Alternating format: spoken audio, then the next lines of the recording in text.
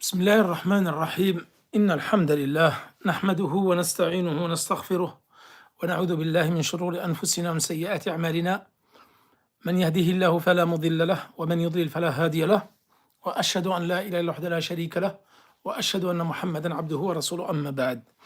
Aujourd'hui, Inch'Allah, c'est notre 17e cours. Nous sommes aujourd'hui le 18 Ramadan. 18 Ramadan et nous sommes la 19e nuit de Ramadan. Après-demain, Inch'Allah, samedi soir, nous allons rentrer dans les 10 dernières nuits de Ramadan qui sont les meilleures nuits de l'année, surtout les nuits impaires où il faudra redoubler d'efforts, Inch'Allah, car il y a Laylat al-Qadr. Et le prophète sallallahu alayhi wa sallam nous avait prévenu de la chercher dans les 10 dernières nuits et surtout les nuits impaires. Ça, nous en avons parlé dans nos cours sur le jeûne et sur la nuit de Laylat al-Qadr, comme ça, la nuit du destin et l'importance des nuits impaires. Alaykoum salam wa rahmatullahi wa barakatuh. Donc nous allons faire un petit quiz pour, avant de débuter le cours sur Surat al-Shams, Inch'Allah.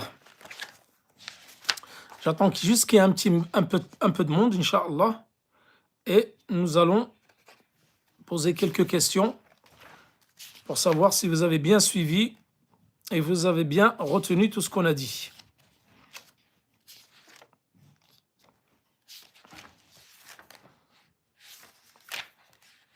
Donc, Surat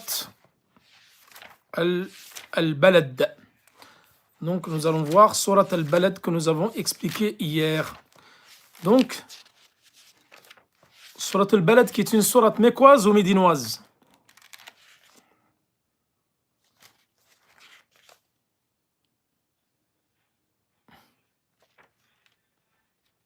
S'il vous plaît, les questions après le cours. Min fadlikum. Là, nous avons cours sur le tafsir mécoise. Oui, le prophète sallallahu alayhi wa sallam retardait l'Isha. Oui, bien sûr, c'est une sunna de retarder l'Isha. Le prophète sallallahu alayhi wa sallam retardait l'Isha. Voilà, c'est la seule question à laquelle je vais répondre, Inch'Allah. Et ça, nous avons déjà fait ce cours-là. Je t'invite, mon frère, à retourner dans mes cours sur Minhaj Shalikin. Ce qui est un peu regrettable, moi, je trouve. Pourquoi j'ai arrêté de répondre à certaines questions? Parce qu'en fin de compte, je me suis aperçu que les gens n'écoutent pas les cours. On fait des cours, les gens ne les écoutent pas et ils viennent tous les jours poser des questions sur des cours qu'on a déjà fait. Donc ça veut dire qu'en fin de compte, c'est presque vexant. Je me dis, mais pourquoi je fais des cours? Si les gens ne les écoutent pas, et ensuite ils viennent poser des questions, tout est dans le cours. Allez, dans mes cours sur la salat, chapitre la prière, Minhaj Shalikin, où nous avons parlé des horaires des prières et quelles étaient les prières qui étaient recommandées de faire à l'heure, d'autres que nous pouvions retarder, en l'occurrence l'Isha, et ça j'ai amené les Adillah et j'en ai parlé. Donc normalement, si tu retournes dans les cours, tu as la réponse. C'est comme sur Zakat. Zakat, j'ai fait 6 cours sur Zakat, on a tout détaillé, comment sortir la Zakat, les personnes qui sont éligibles, les catégories de Zakat. Et dès que tu finis le cours, le lendemain, on vient te poser une question sur la Zakat, alors nous avons répondu à toutes les questions pendant le cours. Le jeûne, c'est exactement pareil. C'est exactement pareil. J'ai fait 10 cours sur le jeûne où j'ai répondu à toutes les questions, on a traité toutes les mas'ala, et les gens, ils viennent et te posent des questions. Ça veut dire, ce qui est dommage, moi je trouve que ce qui est regrettable, c'est que les gens ne font pas l'effort d'apprendre leur religion. Et comment vous allez pouvoir apprendre votre religion? Vous avez, Allah Mubarak, vous avez des cours à votre disposition gratuitement. La religion n'a jamais été aussi facile d'accès. Pensez aux pieux prédécesseurs et au siècle passé, où l'acquisition de la religion était très difficile. Les gens n'avaient pas forcément des livres, l'imprimerie n'existait pas encore. Ils écrivaient les hadiths, le Coran sur des peaux de chameau, sur des omoplates de chameau, sur des pierres, sur du parchemin. Il y a des gens, Baqiya ibn Makhlad, lui, il est venu de l'Andalousie. Je ne sais pas si vous en rendez compte, l'Andalus. De Cordoba, il est parti jusqu'à chez l'imam Ahmed, à Bagdad, à pied, juste pour demander la science. L'imam al-Bukhari, des fois, il partait 1 mois à pied. 1 mois, il y avait des salafs, des pieux prédécesseurs, ceux qui ont compilé les hadiths, les recueils de hadiths, ils marchaient pendant 1 mois juste pour une chose, pour aller chercher un hadith du prophète sallam. Et des fois, par exemple, ils ont entendu que le prophète sallam, que tel rawi, tel rapporteur du hadith, il avait un sanad qui était élevé. Ça, nous allons voir, Inch'Allah, si Allah nous le permet, l'année prochaine, lorsque je vais avancer dans certains livres, nous allons ouvrir Kitab al-Bayquniya. Beqonia, qui est un livre dans la science du hadith, fait le mustalah. Et nous citerons des exemples de comment les salafs, l'effort qu'ils faisaient dans l'acquisition de la science et la niya qu'ils avaient. Des fois, wallah, ils allaient un mois. L'autre, ils étaient à Médine, par exemple, il allait à Koufa, Al-Basra, Bassora, en Irak, juste parce qu'un hadith. Parce qu'il a entendu que ce hadith-là, il l'a entendu du compagnon, il l'a entendu du prophète sallallahu alayhi wa sallam, et il voulait avoir le sanad le plus élevé. Wallah, des histoires, si je vous les raconte, ça, nous le ferons, Inch'Allah, dans un avenir plus ou moins un moyen terme, l'histoire des salafs, des compagnons, des tabi'in, tabi'in, comment ils faisaient l'acquisition de la science. Ou j'en ferai une conférence sur comment ils voyageaient pour l'acquisition de la science. Aujourd'hui, regardez, Allahumma barak, vous avez Telegram, il y a tous les cours sur Telegram. On a un site internet où il y a tous les cours sur le site internet. Vous avez YouTube, où il y a tous les cours sur YouTube. Vous avez les savants, les doros des savants, vous avez des livres, Zadari Maktaba, tous les livres. En plus, maintenant, tout a été traduit, beaucoup de choses ont été traduites. C'est-à-dire, maintenant, la science, elle est très facile d'accès. Mais malheureusement, les gens sont distraits. Ils ne sont pas motivés par apprendre leur religion. Ils préfèrent plus perdre leur temps sur les réseaux sociaux, toute la journée sur Twitter, sur Instagram, sur Snapchat. Voilà, que de la perte de temps. Et qu'est-ce qu'ils ont appris à la fin de la journée? Rien.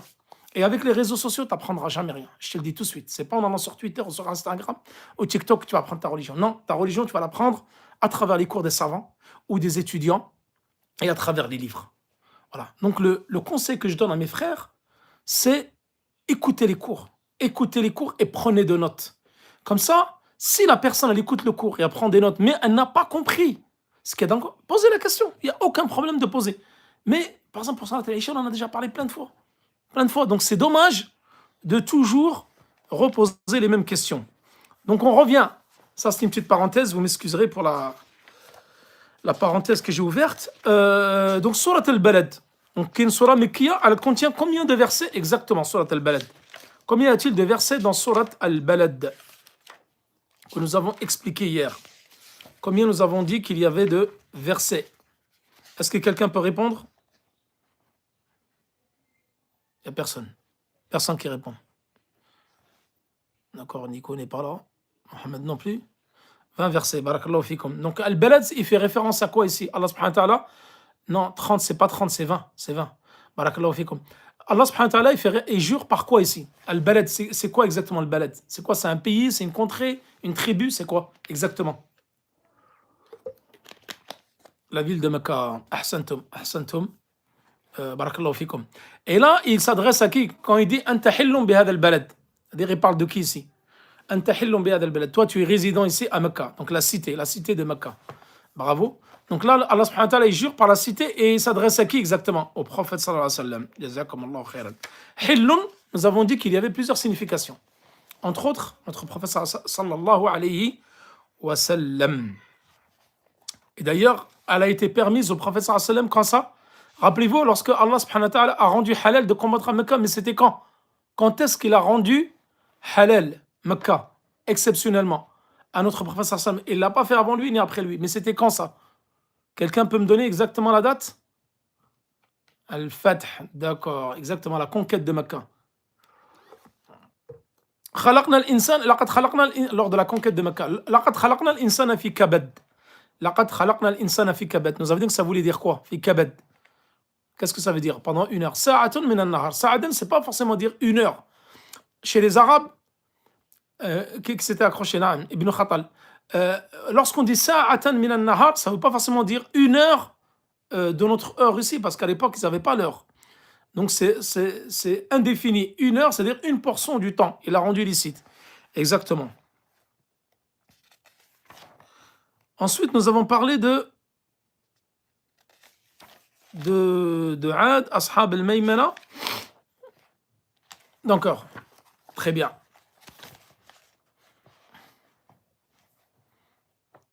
Exactement. Kabad, ça a plusieurs significations. Soit, c'est dire que l'homme, il a été créé en perpétuelle lutte dans cette vie-là, difficulté après difficulté.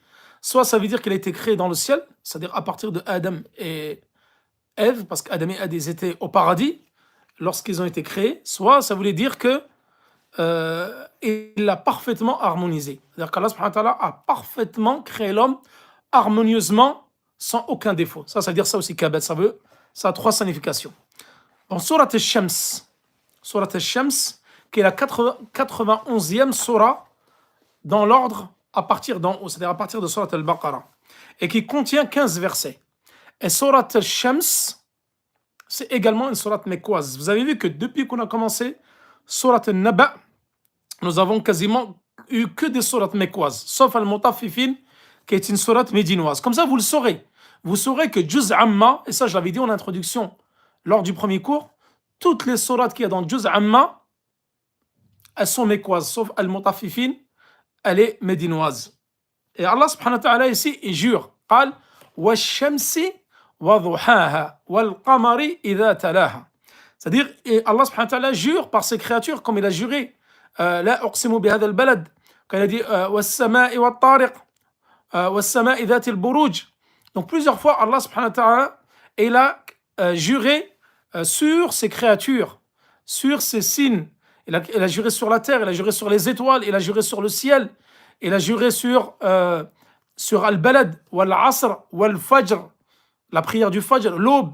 Il a juré également sur l'Asr, Wat-Tini Waz-Zaytoun, que nous allons expliquer après, soit pendant Ramadan, soit après. Wat-Tini Waz-Zaytoun, il a juré par les figues et les oliviers. Et il a juré également par le temps, Wal-Asr. Tout ça, nous allons voir. Nous allons voir qu'Allah subhanahu wa ta'ala, dans beaucoup de sourates, surtout les petites sourates qui sont à la fin, dans Hizb Sabbih, Allah subhanahu wa ta'ala jure par ses créatures. Et nous avons vu que ça, nous l'avons dit plusieurs fois, il est interdit aux musulmans de jurer par autre qu'Allah subhanahu wa ta'ala. Comme a dit le Nabi sallallahu alayhi wa sallam, qu'il n'est pas permis de jurer par autre qu'Allah. Man halafa bi ghayrillah faqad kafara ou ashrak. Donc celui qui jure par autre Allah a certes commis un acte de mécréance ou un acte de polythéisme. Et nous verrons dans le Kitab al-Tawhid que al-halfu bi ghayrillah, c'est pas du shirk al-akbar, mais c'est du shirk al-asghar. Ça fait partie du petit polythéisme. Qal was-sama'i wash-shamsi wa duhaha. Il jure par le soleil et sa clarté. Donc duhaha, ça veut dire, les savants ils ont dit dhaw'uha, c'est-à-dire sa lumière. Allah subhanahu wa ta'ala il jure ici par le soleil et sa lumière. Et certains ils ont dit ses rayons, c'est-à-dire ishraquha. On vient de commencer le cours. Avant cela, j'ai fait un petit rappel sur question-réponse quiz. Ay dhaw'uha wa ishraquha. Allah subhanahu wa ta'ala, donc il jure par ses créatures et par ses signes et tout ce qui nous entoure parmi les cieux, la terre, les astres, les étoiles, etc. Et par le temps, il jure également par le temps. Et le soleil ici, donc il jure par le soleil et sa clarté, sa lumière. Donc la lumière du soleil qui vient illuminer la terre. Donc c'est la lumière du soleil qui vient illuminer la terre. Et cette lumière-là, nous l'avons déjà vu dans les sourates précédentes qu'on a un besoin vital de cette lumière sur terre. Si Allah subhanahu wa ta'ala n'avait pas fait par exemple lever le soleil sur la lumière, sur la terre, pardon, et qu'il n'y avait pas de lumière, les espèces et les plantes, etc., ne pourraient pas survivre sur terre. Car les plantes, comme nous l'avons vu, les légumes, les céréales, les fruits ont besoin de la lumière du soleil pour pousser, pour se reproduire. C'est ce qu'on avait appelé qui était la photosynthèse. Donc la photosynthèse, c'est que les plantes ont besoin de l'oxygène et ont besoin de la lumière du soleil pour pousser, pour que les légumes et les fruits arrivent à maturité. Donc très important. Et on a besoin également de la chaleur de cette lumière-là pour que les fruits puissent arriver à maturité. Donc il faut la lumière et la chaleur. Les deux sont indispensables pour le bon fonctionnement des plantes, des animaux et des êtres humains. Regardez par exemple dans le nord, dans le pôle nord, en Antarctique, il y a très peu de plantes qui poussent. Vous avez que de la neige et de la mer. Les plantes, tu ne pourras pas les faire pousser là-bas, car il n'y a pas de chaleur qui va venir favoriser le bon développement des plantes et des fruits et des légumes. Wal qamari idha talaha. C'est-à-dire la lune qui va suivre. Elle va suivre quoi? Ash-shams. Et vous savez que la lumière de la lune, elle vient c'est-à-dire que la lune ne s'éclaire pas elle-même. la lumière que nous voyons à travers la lune, c'est le reflet des rayons du soleil qui sont envoyés par le soleil sur la lune. Donc cette lumière-là qu'on voit à travers la lune, c'est la lumière du soleil qui est reflétée sur la lune. Car la lune n'émet pas de lumière. Yaghsha, nous l'avons déjà vu ça dans les séances précédentes, c'est-à-dire yughatti. Yaghsha, yughatti, il enveloppe. Dans Surat al-Takwir, c'est la nuit, elle va venir envelopper le jour. Donc la nuit, elle vient envelopper le jour par l'obscurité. Washamsu wa yadhhabu bi daw'iha, c'est-à-dire la nuit, elle va venir recouvrir le jour et elle va faire disparaître la lumière du soleil.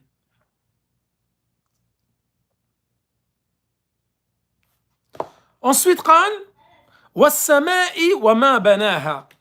As-sama, Allah subhanahu wa ta'ala, il continue de jurer ici. Il jure donc par la lumière du jour, il jure par le soleil, il jure par la lune, le soleil, la lune, le jour, la nuit. Ensuite, il jure par le ciel.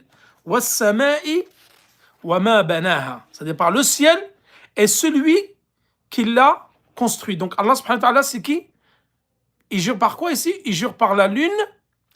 Il jure par le ciel et celui qui l'a construit, c'est-à-dire c'est lui. C'est Allah subhanahu wa ta'ala qui a construit le ciel. Nous avons parlé plusieurs fois le ciel, comme les savants ils ont dit, Allah subhanahu wa ta'ala, le ciel il tient sans colonne, il tient fixe. Et subhanallah, ils nous ont dit, il y a des savants ils ont dit, soit il l'a créé sans colonne, donc il tient tout seul, c'est Allah subhanahu wa ta'ala qui lui permet de tenir les cieux sans que celle-ci tombe sur la terre, soit il les a créés avec des piliers, des colonnes, mais qu'on ne voit pas. Donc les montagnes ont été créées pour être fixes dans la terre, pour que la terre elle ne bouge pas, elle reste amovible. Et le soleil, donc qui est un plafond pour nous, Allah subhanahu wa ta'ala l'a créé pour venir couvrir donc ce qu'il y a au-dessus de nous, mais soit il l'a créé sans colonne, sans piliers qui soutiennent le ciel, soit, comme certains ont dit, avec des piliers, mais qu'on ne voit pas. Et ça fait partie des merveilles de la création d'Allah subhanahu wa ta'ala. قال وما بناها أي السماء والذي بناها, c'est-à-dire le ciel est celui qui l'a construit, donc qui l'a construit Allah subhanahu wa ta'ala. Et certains disent والسماء وبنيانها, c'est-à-dire le ciel, Allah subhanahu wa ta'ala jure par le ciel et sa construction. Soit celui qui l'a construit, soit sa construction. وَالْأَرْضِ وَمَا طَحَاهَا. Donc ensuite, Allah subhanahu wa ta'ala juge par la terre. Donc après avoir juré par le ciel, il jure par la terre et celui qui l'a étendu, aplani. وَمَا طَحَاهَا. Donc tahaha, ça veut dire وَسَّعَهَا, étendu, وَمَدَّهَا. C'est-à-dire, il a étendu la terre, subhanallah, il l'a étendu. Donc, celui qui l'a étendu, c'est qui? C'est Allah subhanahu wa ta'ala. Donc là, il jure par le ciel, et qu'il l'a construit, et par la terre, et qu'il l'a étendu, c'est-à-dire Allah subhanahu wa ta'ala. Wa nafsin wa ma sawwaha. Ensuite, il jure également sur l'âme. Et l'âme qu'il a harmonieusement façonné. Donc il l'a façonné de façon harmonieuse, sans défaut, deux yeux, avec 2 yeux, 2 oreilles, parfaitement symétriques, avec le nez au milieu du visage, la bouche juste en dessous, avec les 2 mains, 2 pieds, Allahumma barak. Tout est fonctionnel dans notre corps de façon parfaite. C'est la plus belle des créations qu'il a faites. Allah subhanahu wa ta'ala, c'est l'être humain. C'est l'une des plus belles créations qu'il a faites. Et il l'a fait de façon symétrique, harmonieuse, et tout est bien disposé, sans défaut. Donc au niveau de la fitra, les savants disent soit au niveau de la khilqa, soit au niveau de la fitra. La khilqa, c'est-à-dire au niveau de la création. Il l'a parfaitement créé harmonieusement au niveau création.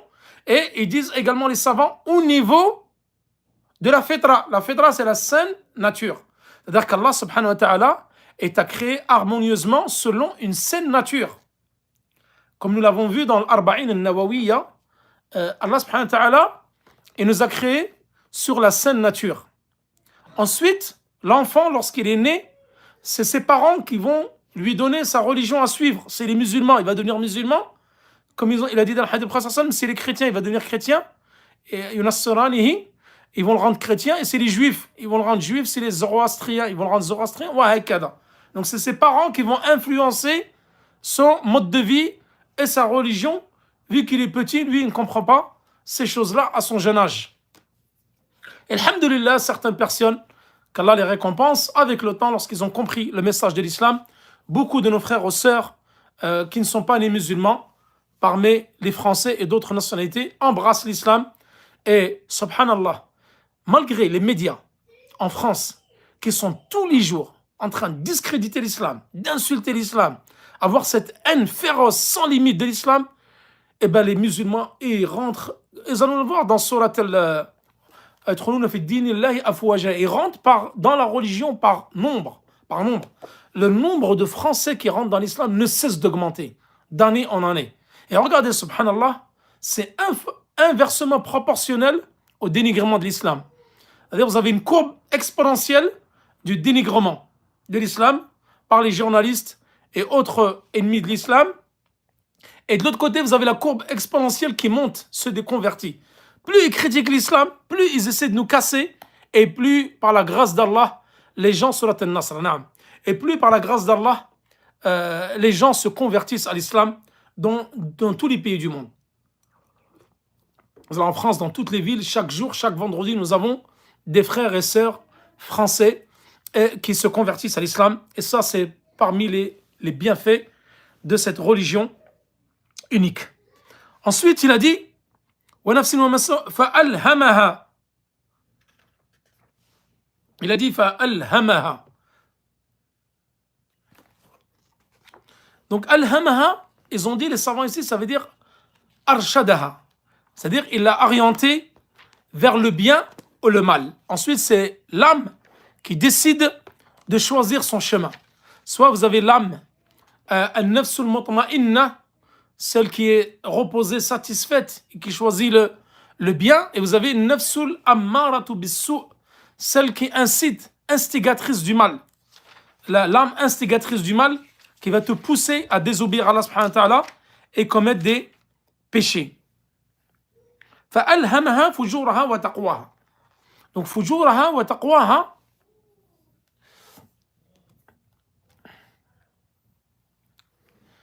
Donc, fujuraha wa taqwa, j'ai pas compris la question qui a été posée. Qu'est-ce que je compte faire, tafsir? J'ai pas compris. J'ai pas vu. Vous m'écrirez les commentaires, Inch'Allah, après la fin du cours. Barakallahu fikum. Donc, fa'alhamha fujuraha wa taqwa, c'est-à-dire, il lui a montré le chemin de taqwa, de la piété, wa fujuraha, c'est-à-dire, fujur, c'est l'isyan. Tout ce qui est désobéissance à Allah subhanahu wa ta'ala, on appelle ça al-fujur. Donc, al-fujur, c'est la désobéissance.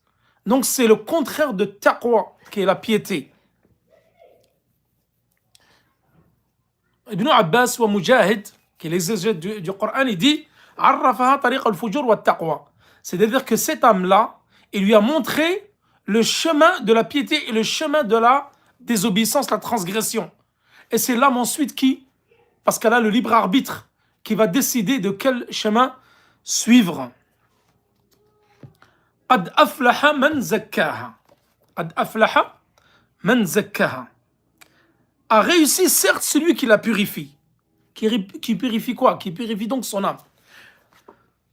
Toutes les fois là où Allah subhanahu wa ta'ala il a juré وَالشَّمْسِ وَالضُّحَاهَا, le soleil et sa clarté, وَالْقَمَرِ إِذَا تَلَاهَا, donc la lune qui la suit, وَالنَّهَارِ إِذَا جَلَّاهَا, ensuite sur le jour et sur la nuit qui vient l'envelopper, et le ciel et sa construction, la terre et son étendue, وَنَفْسٍ وَمَا سَوَّاهَا, et l'âme qui l'a façonné de façon harmonieuse, فَأَلْهَمَهَا, ensuite il lui a montré la voie de la piété, la voie de la désobéissance.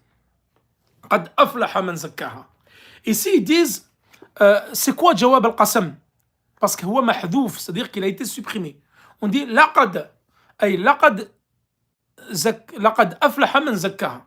Ici c'est la réponse à toutes ces qasam. لأن في اللغة العربية, lorsque vous avez un qasam, vous avez jawab al-qasam. C'est-à-dire tu jures le jure, après vous avez la réponse, ce sur quoi tu as juré. C'est cette ayah-là. Qad aflaha, a certes réussi celui qui la purifie. Qui purifie quoi? Son âme.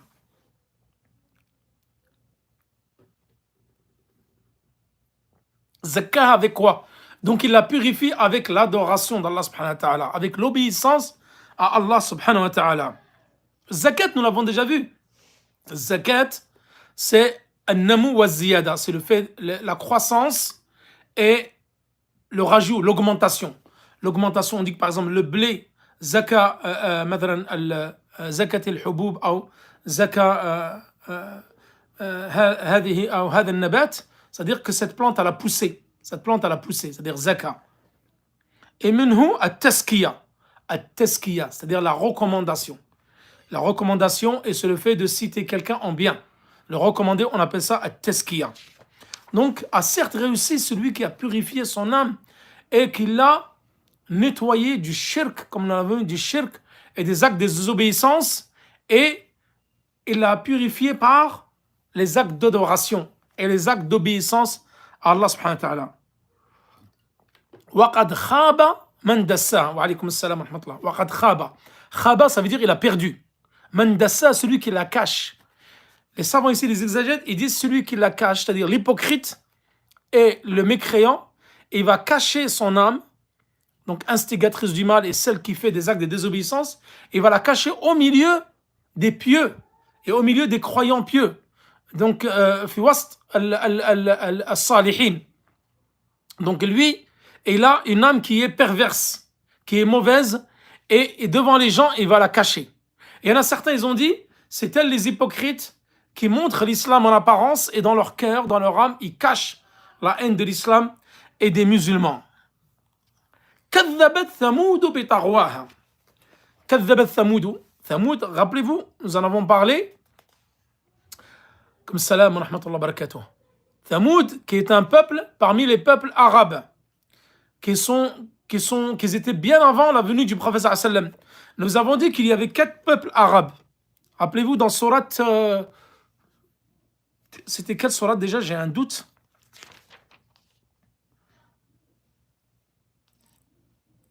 Sourate al-Ghashiyah, non?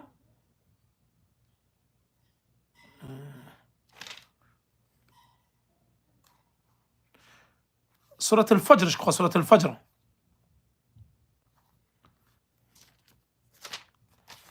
Exactement, sourate al-Fajr, oui, j'ai un doute. Naam. Wa Thamoud, nous avons déjà parlé de Thamoud et de Ad dans sourate al-Fajr, exactement. Barakallahu fikum. Nous avons parlé de Ad. Rappelez-vous, Ad qui était un peuple Houd, Salih et Mohammed wa Shu'aib. Houd, Salih, Mohammed wa Shu'aib. Ce sont les 4 prophètes arabes. Et le peuple de Ad, c'était des Arabes. Et nous avons vu dans Surat al-Fajr, c'était des Arabes qui ont vécu avant Ibrahim alayhi salam. Et nous avons dit que eux, c'était les descendants de Nuh alayhi salam. Et même certains historiens, ils disent que ce sont les premiers à avoir parlé l'arabe. Il y a eu plusieurs tribus arabes, il y en a plusieurs qui venaient du Yémen et de la péninsule arabique. Ils disent l'origine des Arabes, nous on vient du Yémen. Et il y avait 2 tribus arabes. Al-Qahtaniyoun, non, les Égyptiens, ce n'est pas des Arabes. Il y avait Al-Qahtaniyoun ou Al-Adnaniyoun. D'ailleurs, le prophète sallallahu alayhi wa sallam, lorsque nous avons fait la biographie du prophète sallallahu alayhi wa sallam, son arbre généalogique, il remonte jusqu'à Adnan. Et Adnan, c'était le père des Arabes. Vous avez donc 2 tribus arabes, Al-Adnaniyoun ou Al-Qahtaniyoun. Et Ad, c'était une tribu qui est venue avant Ibrahim alayhi salam, on les appelait Al-Arab Al-Ariba. C'est-à-dire c'était les vrais Arabes. Alors que Ismaïl alayhi salam, le fils d'Ibrahim alayhi salam, quand je vous avais fait Surat al-Fajr, je l'avais expliqué, sa mère, lorsqu'elle était à Mecca, il a laissé Ibrahim alayhi salam, il a laissé Hajar avec Ismaïl alayhi salam. À Mecca, il n'avait plus d'eau. Il leur a laissé quelques dates et un peu d'eau. Et Ismaïl, c'était un nourrisson. Il n'arrêtait pas de pleurer, de crier, et elle cherchait de l'aide. Jusqu'à que, vous connaissez l'histoire, je ne vais pas la refaire, jusqu'à que Jibril alayhi salam il est venu, il a frappé la terre entre Safa et Marwa, et la source de Zemzem a jailli. Et là, donc alhamdoulilah, ils ont pu boire. Ad, il y a eu 2 Ad, les premiers Ad, al-Oula et Ad al-Thaniya. Il y a 2 Ad. Al-Muhim. Ensuite, eux, il y a des Arabes qui sont passés par là. Et donc, Ismaël, alayhi salam, donc Hajar, ils ont vécu avec ces Arabes-là. Donc, ils leur ont autorisé à venir s'approvisionner et boire de l'eau de Zamzam. Et ils ont commencé à habiter avec eux. Parce que Hajar et Ismaël, ils étaient tout seuls. Alayhi salam. Ils étaient tout seuls à Mecca. Il n'y avait pas d'habitation, il n'y avait rien. C'était le désert absolu. Donc, ils ont vu une caravane passer devant eux. Et ils les ont invités donc à boire de l'eau. Et ensuite, ils se sont installés là-bas. Ensuite, par la suite, Ibrahim alayhi salam, il est revenu de Palestine et il a fondé, il a construit la Kaaba avec son fils Ismaël. Comme ceci est décrit dans Surat al-Baqarah. Excusez-moi, j'ai des reflux, donc j'arrête pas de boire de l'eau. Et les Arabes, tous les descendants d'Ismaël, c'est pour ça que nous on dit les Arabes, nous sommes les descendants d'Ismaël.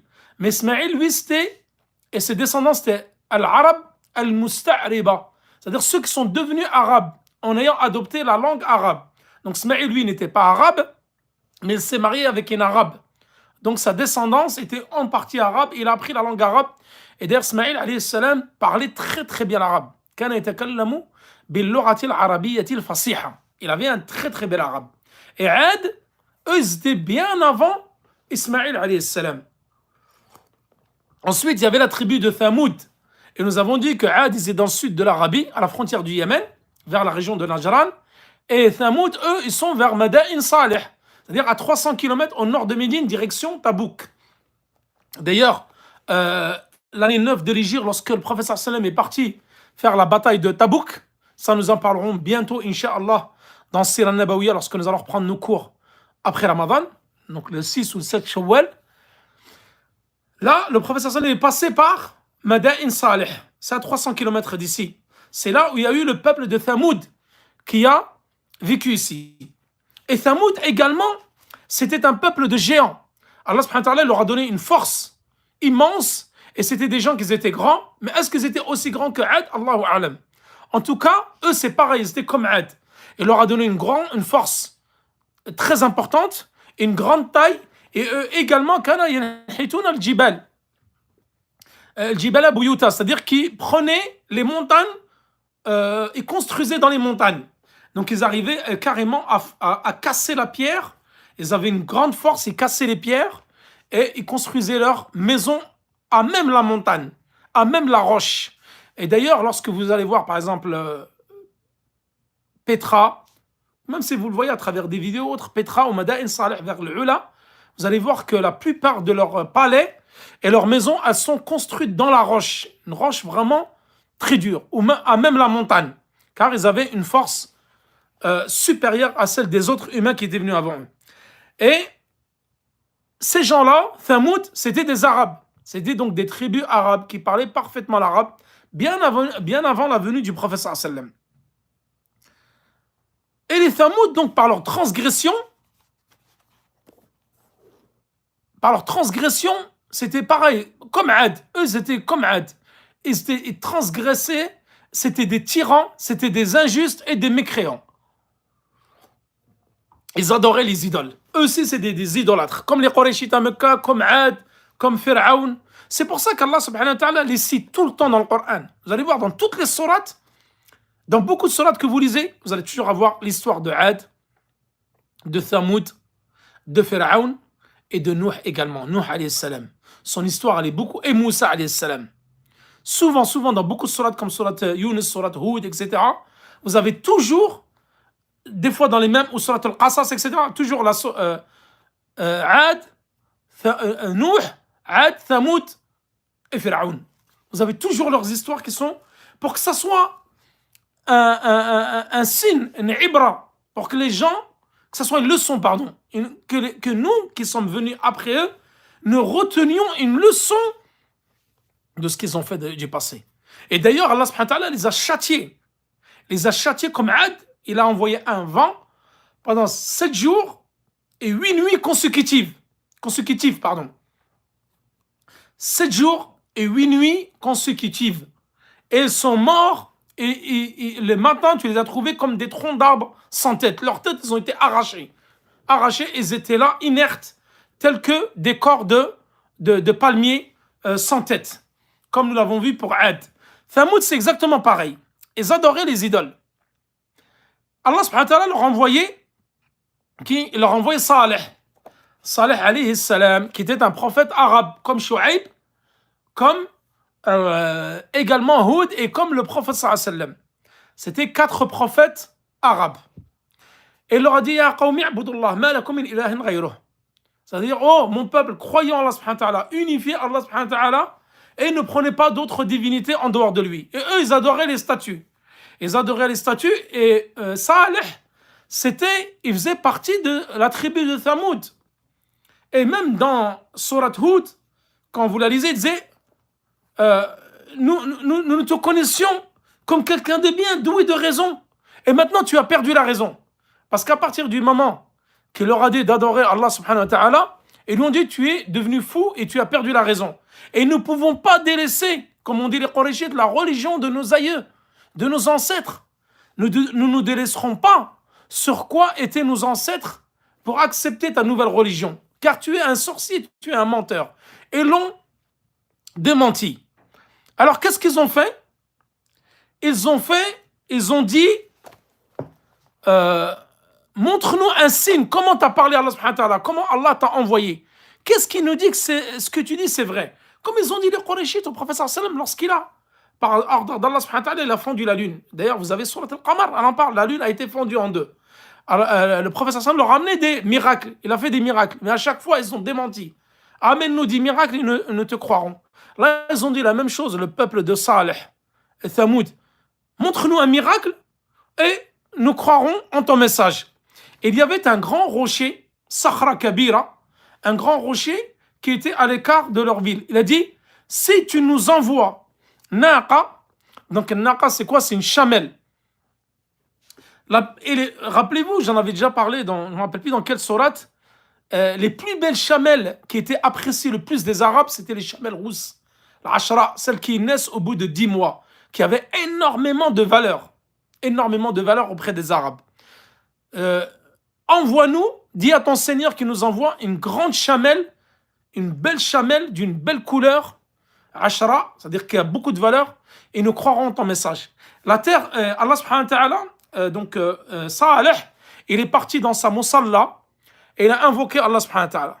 Il a invoqué longuement Allah subhanahu wa ta'ala pour qu'il puisse, répondre à leur demande. La demande de qui? De Thamoud. Les notables de Thamoud, pour qu'ils puissent leur envoyer un signe, pour qu'ils croient. Comme il a fait Pharaon avec Pharaon. Moussa, lorsqu'il est venu lui apporter le message, Pharaon a démenti. Et Moussa lui a envoyé des signes. Il a fait des miracles par l'intermédiaire d'Allah subhanahu wa ta'ala. Et malgré ça, il a continué à démentir. Il a dit, t'es un magicien. Là, c'est pareil. Derrière la roche, le rocher s'est brisé en deux. Et la naqa, la chamelle, elle est sortie. C'était une grande chamelle, plus grande que celle que vous voyez habituellement, d'une très grande taille, très belle et d'une grande valeur. Elle est sortie de derrière, ils n'arrêtaient pas de la contempler. Ils étaient subjugués par la beauté de cette chamelle, car ils n'avaient jamais rien vu de semblable de leur vie. Ils étaient épatés, ils n'en revenaient pas. Certains donc ont cru en Saleh alayhi salam. Ils ont cru, parce qu'ils ont demandé un miracle et le miracle est arrivé. Ils ont dit effectivement ce que dit Saleh est vrai. Mais beaucoup, une grande majorité ne l'ont pas cru. Qu'est-ce qu'ils lui ont dit? Lorsqu'il a envoyé ce miracle-là, ils lui ont dit tu es un magicien. Tu es un magicien. Qu'est-ce qu'il a dit Saleh alayhi salam? Il a dit laissez-la boire. Un jour, parce qu'ils avaient un puits là-bas, un jour c'est pour vous et un jour c'est pour elle, pour la chamelle, car elle buvait beaucoup. Et là,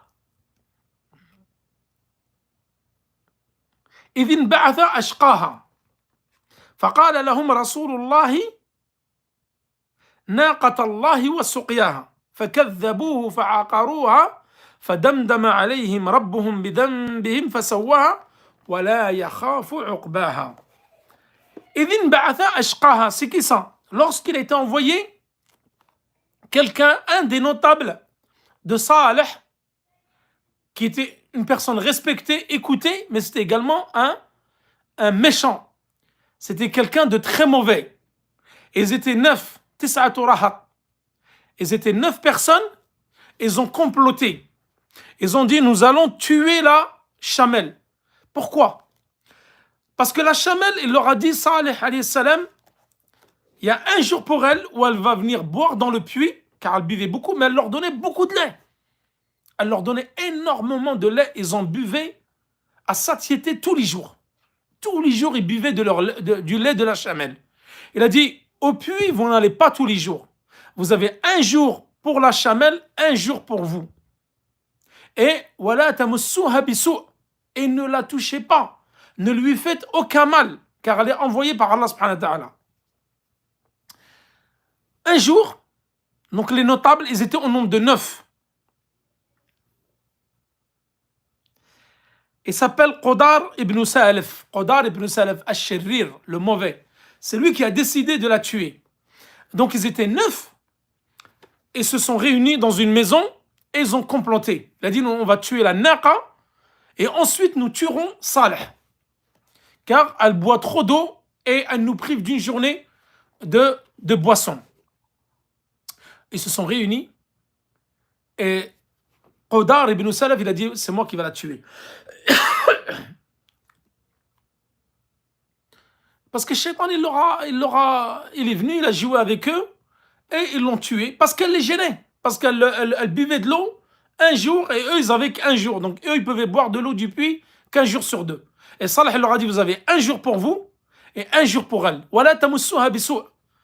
Surtout de ne pas la toucher. Ça, je ne connais pas cette histoire-là. Une femme qui a proposé de tuer la chamelle, Allahu alam. Moi, ce que je sais, dans l'histoire de Salih, dans Qasas al-Anbiya d'Ibn Kathir, lui, il relate qu'il y a 9 personnes qui sont venues comploter. 9 personnes qui sont venues comploter pour tuer la chamelle. Ils ont dit, qui est-ce qui va la tuer? Et Qudar ibn Salaf, lui, il a dit, c'est à moi. Idhin ba'atha ashqaha. C'est qui ashqaha? C'est cet homme-là. Cet homme-là, il a été envoyé pour la tuer. Et le misérable, donc, d'entre eux, s'est levé, donc Qadir ibn Salif, qui était le plus misérable des Thamoud.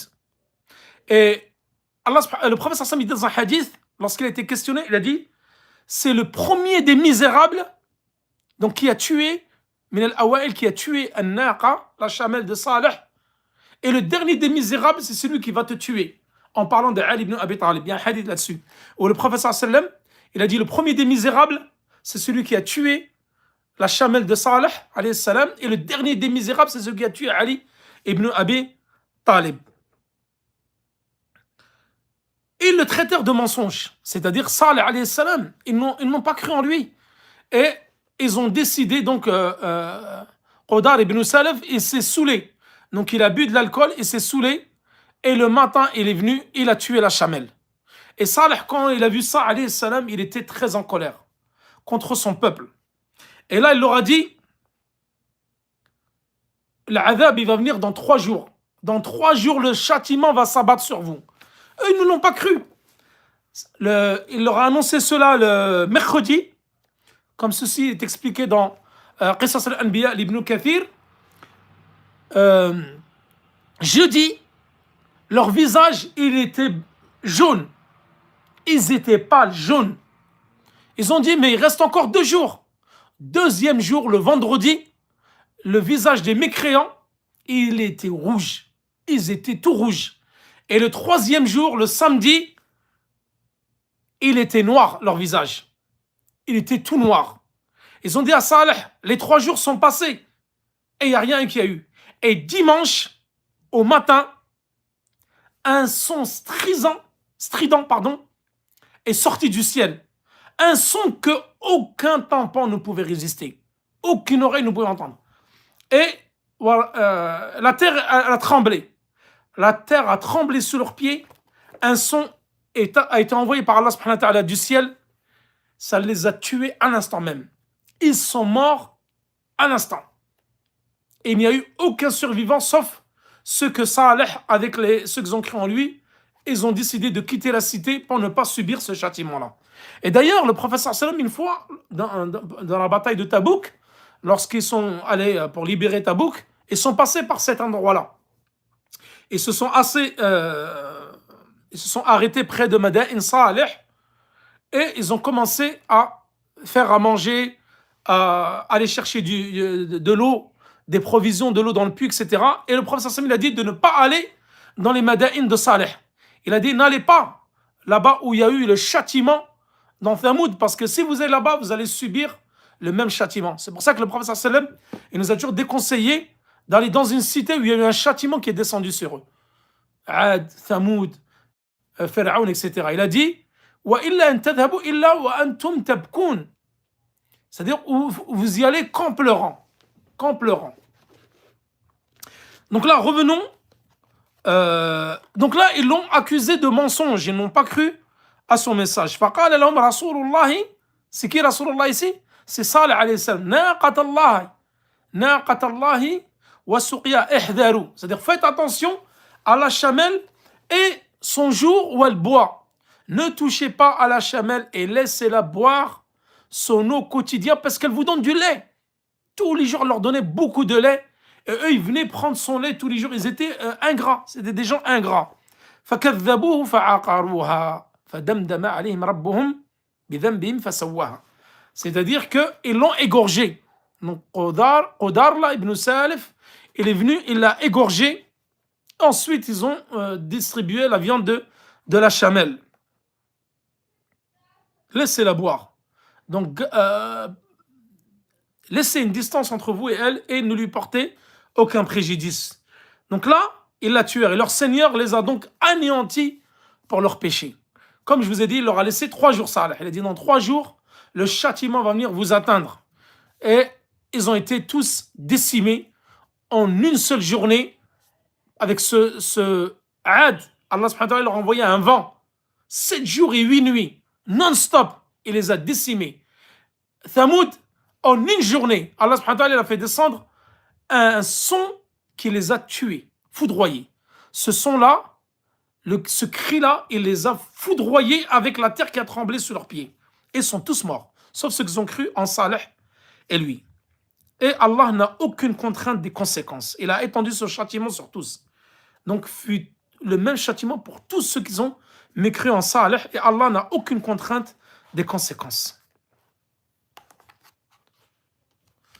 Wala yakhafu uqbaha. C'est-à-dire que Allah n'a aucune crainte des conséquences de ce péché-là. Comment peut-il craindre Allah subhanahu wa ta'ala, ses créatures, alors que c'est lui qui est le tout-puissant, qui est capable de toutes choses.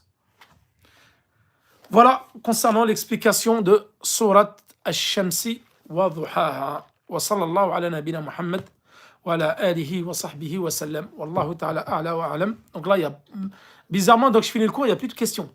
Les questions, c'est toujours en début du cours. Quand je vous dis on reste à la fin, il n'y a plus de questions. Donc là, barakallahu fikum, je vais faire une petite pause, comme la semaine dernière, vendredi, samedi, pour que la personne elle puisse réviser son Coran, etc.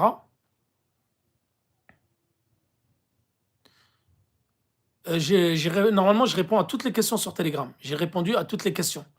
Donc, je vais regarder les questions qu'on n'a pas répondues et je répondrai, il n'y a aucun problème, Inch'Allah. Normalement, je pense avoir répondu à toutes les questions. Wa fikum barakallah. Et je vous donne rendez-vous dimanche, Inch'Allah. Wassalamu alaikum wa rahmatullahi wa barakatuh.